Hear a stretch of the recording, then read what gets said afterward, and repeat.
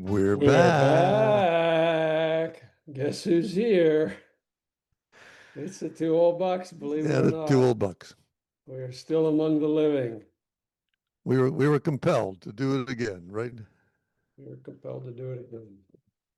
Yeah. So, hey, welcome back. Yeah, welcome back on the pod, certainly. It's always Yeah. good to be back. This has been like 10 months. You know that. A lot of things have happened in that A lot 10 of things have months. happened. We kind of missed some of our listeners here, and a couple of them have missed us apparently. Here's the weird thing is we've been down for 10 months. We have gotten thousands of downloads since we went off, quote, off the air. Thousands, not millions, but thousands. We had some weeks we had over 300, 400. So And somebody nobody's more out, amazed than we are. yeah, it could be somebody or something out there Yeah. that is listening to the Bucks. I suspected the things. I think with AI, I really thought they were just scouring the internet and we were out there on the internet. Uh, we, I mean, it's good to be together, and we have a lot of experiences since then, and we always share some ideas and thoughts about stuff, and maybe it helps somebody. It certainly can put somebody to sleep at night. We're known as the Yeah, melatonin brothers of. yeah, we're going to save some people a lot of money in sleeping medication, so Yeah. that'll be good. So, That's another plus. Yeah, it's well, we'll see how far our downloads decrease now that we're back. well, all I know, Dave, is the milestone we both were shooting for, and in a sense, we were just preparing for this. Once we crossed this, we said, "Oh well, we have a second chance.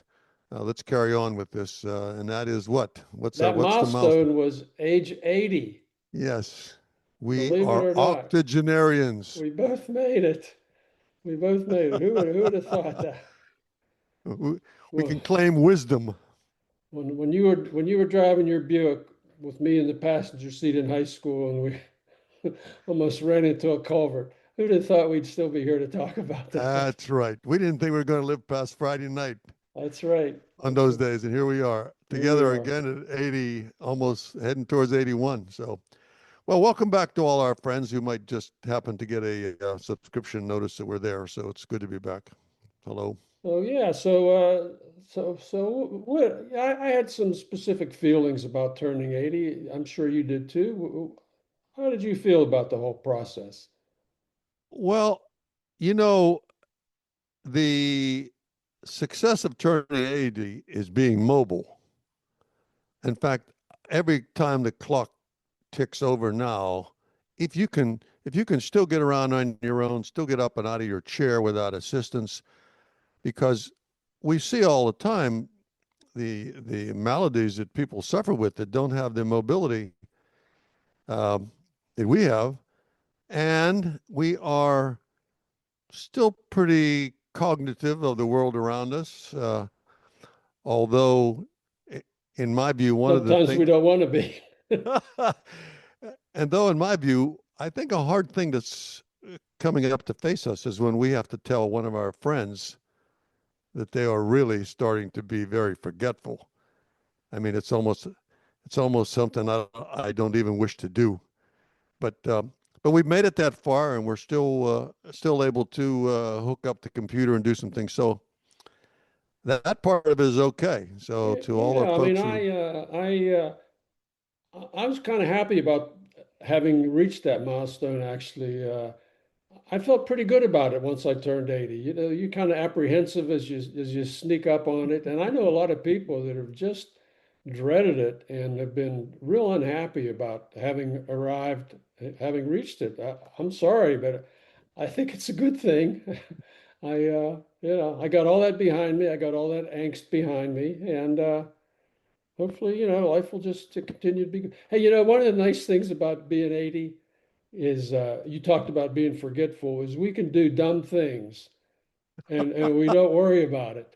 Like, perfect example, last night, all right, getting ready for bed.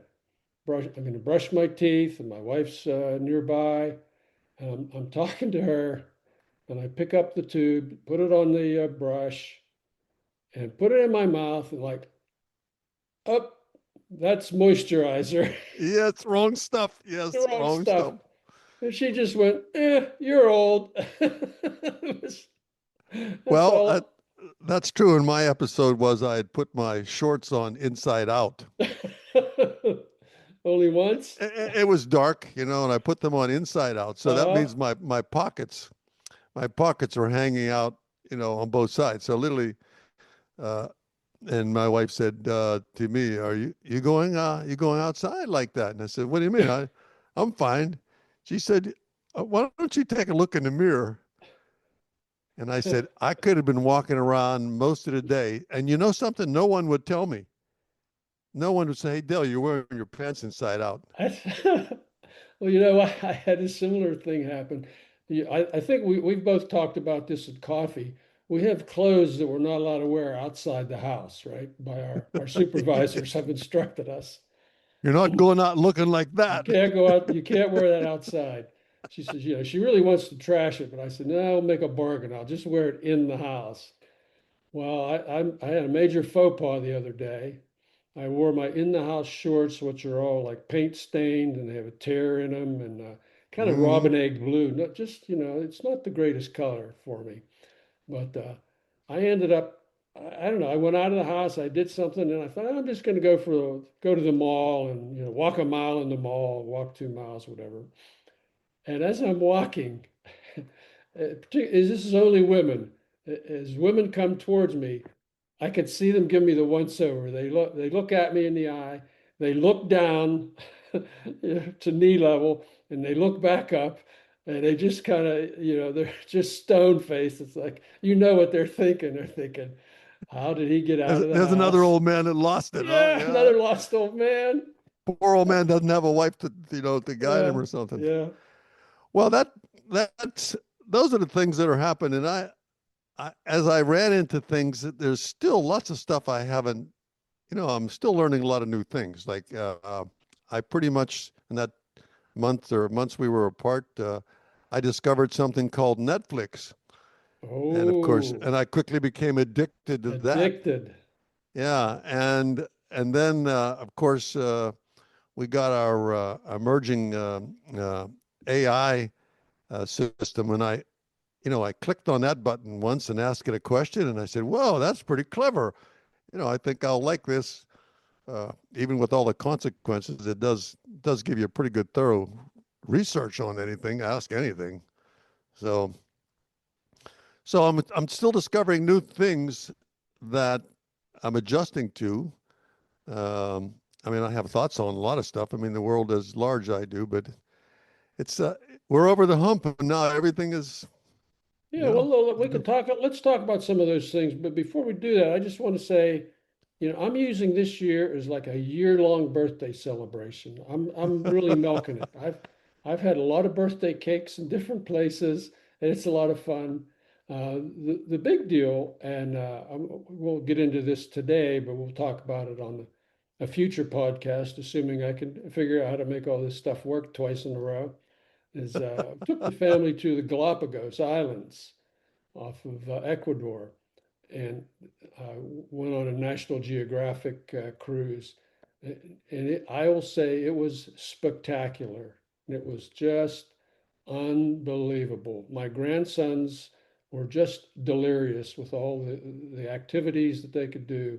Say, well, we'll get into detail here, but maybe next podcast or the one after that, we'll give that some airing.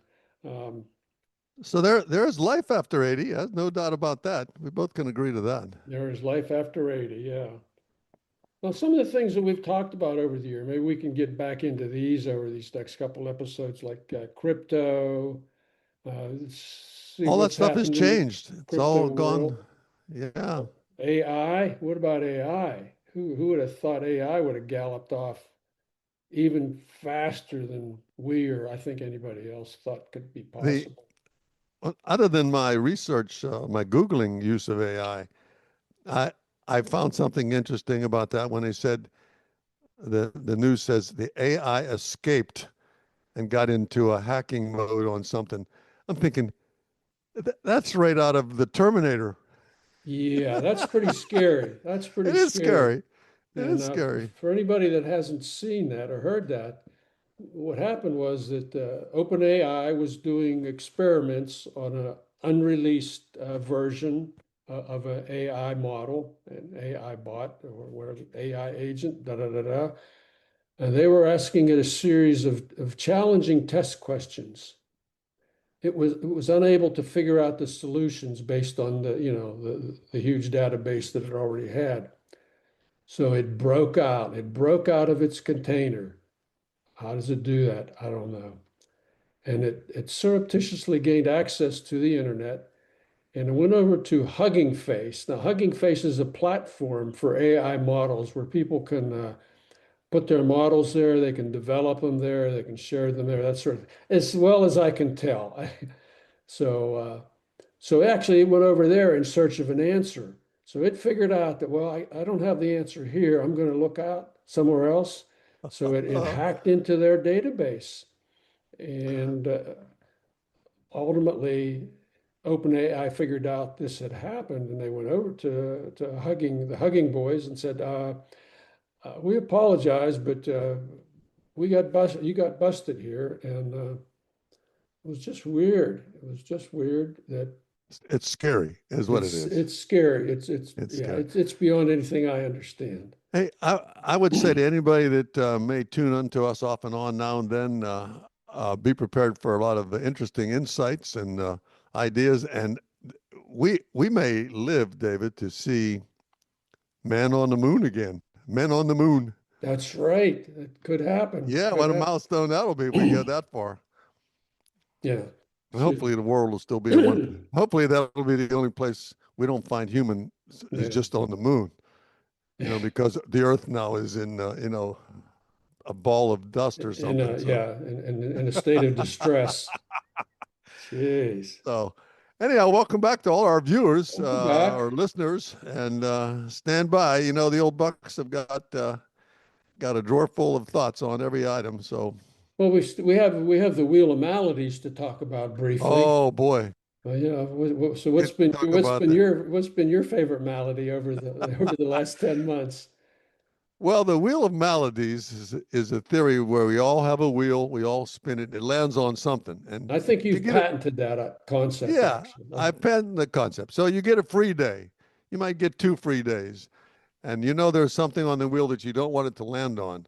But I know in my heart that if I spin my wheel and I get enough free days, eventually the first thing that comes up is dental. That's the first thing it lands on. Just when I think I'm going to cruise through a couple months without the wheel landing on something rough, Yeah, it lands on that.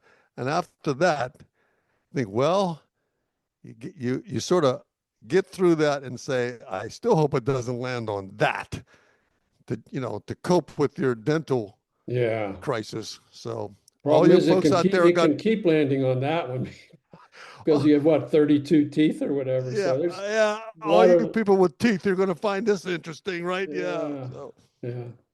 Well, I had one big malady to that I could share, which I already shared with you, mhm. and that was back on October 31st, which was Halloween. I had BPH surgery. For those of you, I think everybody, all the old people listening know what BPH is. It's hard to pee, or you pee too many times, or whatever. Yeah. And I had tried some medication, but it just made me crazy. So my doctor and I agreed that doctor had agreed We'll have to to. wait on that one. Well, yeah, we'll We'll have to maybe wait on the rest of that story. we'll just park that one for next week because we've only got a few minutes left because of my struggles with getting going here. Uh, well, you want to switch to just talk about some books and movies? Get those. There is a plethora of books and movies that I have gone through in the last 10 months, but some were just amusement. Some have come and gone in my brain. Um, some I have fleeting, mediocre memories of, but nothing like some of the ones we read in the past at this point. I was Okay. just amusing myself. So Well, I could throw a couple out there. go ahead. Well, if you recall, I did a book review of Project Hail Mary, and it subsequently came out as a movie starring Ryan Gosling. So we just watched Yeah. it the other night, actually, and it was pretty cute. I thought it was pretty nice. It was just kind of it was really a sweet movie in the end. So this is a movie review, not a book review. This is the movie review. Yeah, it's you know, Okay, it's based because on the I didn't book. read the book either. So It's based on the book, but of course yeah, Ryan Gosling is the only surviving crew member of a crew that has been sent 10 light years away to find a cure for why the sun is dying. and he meets his buddy Rocky. And he meets Rocky. Yes, yeah. So it was really sweet, I thought. That So was I that would wasn't bad. recommend the movie. But in a book that I read, probably the most interesting, fun book that I've read in the last 6 months or so is called Panine. It's by Vladimir Nabokov, the Russian. This was published in 1957. He wrote it in English, and it's a story about Timofey Panin, who was a Russian-born professor. He's in his 50s. He emigrates to America, gets a job teaching Russian in a small college town.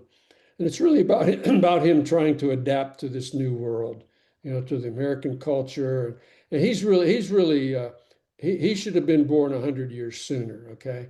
Because you know, he has a lot of trouble with getting along with people, and you know where he lives, and you know he could seen as be very pompous, but you know you read the book and you go on, and you really, and I ended up really liking this guy, uh, feeling empathy for this guy. You know, he was a bit of an oaf culturally initially, and he starts to fit in, he starts to make friends. The other thing is there's a new word on every page that I don't know what it means. Because Nabokov is just an incredible writer. I really loved reading it. Some of his sentences are just so beautiful. So this is a new edition of a very old publication. Yeah, this is an old book published Oh, in literally the 57. old book. That's The like me reading the Odyssey by a guy named Homer. There you go. Yeah, you Yeah, said you're right in the middle yeah. of that. I'm just plodding through that slowly now because the movie was out there. I said, I wonder what the book's about. It's pretty cool. It's Pretty pretty cool. cool. Man has not changed much since he wrote that. So, Well, you know what? I think we should make this an abbreviated comeback edition here since we're running out of time.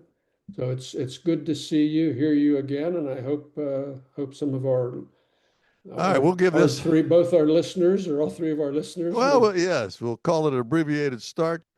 We're just getting back on the old treadmill here. So, this is old Buck Dell saying thank you for anybody who's listening, and tune in again sometime. And this is old Buck Dave right behind him saying it's great to be back, and hopefully we'll do many more. Thanks, everybody. Take care.